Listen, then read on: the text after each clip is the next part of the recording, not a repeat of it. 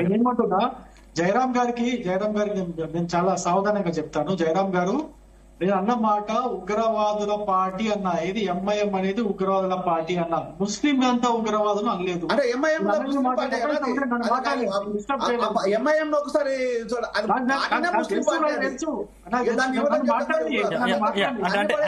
హిందుత్వ MIM గా చూడకూడదు అనేది రవి గారు హిందుత్వ ఎంఐఎం గా చూడకూడదు అనేది జయరాం గారి భావన.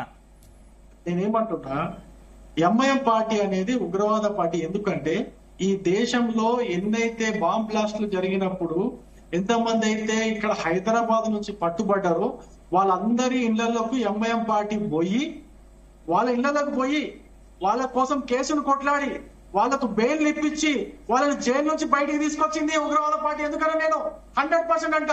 ఇంకో విషయం, ఎట్టి పరిస్థితుల్లో నేను ముస్లింలందరూ ఉగ్రవాదులు అనలేదు. మీరు నా అనని మాటని మీ నోట్ల నుంచి తీసుకొచ్చినారు, అనలేదు. ఇంకో విషయం, రైట్. రెండో విషయం చెప్తా. ఖాసిం రజ్వీ ఎవరు? ఎంఐఎం పార్టీ అనేది ఖాసిం రజ్వీ వారసత్వ పార్టీ. 100% ఉగ్రవాద పార్టీ అంట ఇది. మూడో విషయం. నాలుగో విషయం చెప్తున్నా, వినండి. మీరు ఎక్కడో వరంగల్ ఎక్కడో పుట్టినట్టున్నారు. మీరు వరంగల్ లో పెరిగారు, నాకు తెలిసి ఇక్కడ పెరగలేదు. నేను హైదరాబాద్ నడిపోటున పుట్టి హైదరాబాద్ నడిపోటులో పెరిగి అనేక కర్ఫ్యూలు చూసినా, అనేక కత్తిపోట్లు చూసినా, అనేక మర్డర్లు చూసినా, అనేక గుండాగిరి రాజ్యాలు చూసినా. ఎంఐఎం మీరేం చూసినారు? మీరేం చూడలే. నేను చూసినా, మా నాన్న చూసిండు, మా తాత తండ్రులు చూసినారు. మీరు వరంగల్లో పుట్టింటారు, వరంగల్లో పుట్టారు కాబట్టి మీకు తెలియదు దాని గురించి. మాకు తెలుసు కాబట్టి నేను ఆవేదనతో చెప్తున్నా, ఆ బాధతో చెప్తున్నా. మళ్ళీ నేను అనే మాటని మీరు ముస్లిం అందరూ ఉగ్రవాద అన్నారేమన్నా? అట్లా లేదు. కాకపోతే ఎంఐఎం అనేది ఉగ్రవాద పార్టీ అన్న అనేక రుజువులు ఉన్నాయి. విత్ ఫుల్ కాన్షియస్నెస్ అంటున్నా. మళ్ళీ నేను అనేక రుజువులు ఉన్నాయి. ఎన్ని అని చూపిస్తా. ఈ విషయంలో సొంత పార్టీ నిర్ణయాన్ని కూడా నేను వ్యతిరేకిస్తా. 100% చెప్తున్నా. ఇదొక విషయం.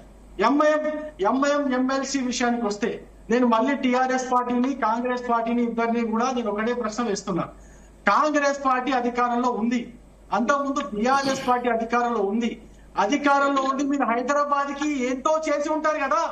హైదరాబాద్ అభివృద్ధి కోసం జితేందర్ గారు సమాధానం చెప్పాలి. హైదరాబాద్ అభివృద్ధి కోసం మీరు ఎంతో కొంత చేసి ఉంటారు కదా.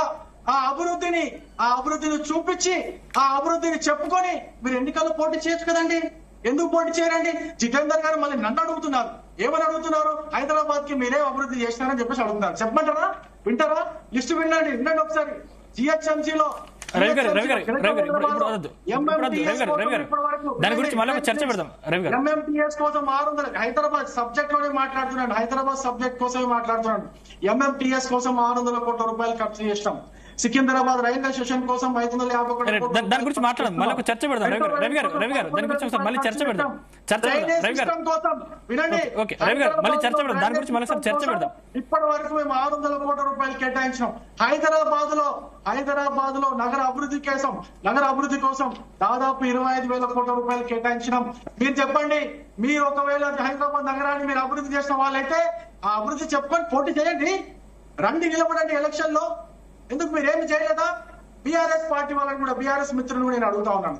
మీరు హైదరాబాద్ లో అధికారంలో 10 సంవత్సరాలు ఉన్నారు కదా. 10 సంవత్సరాల్లో మీరు హైదరాబాద్ ని అభివృద్ధి చేయలేదా?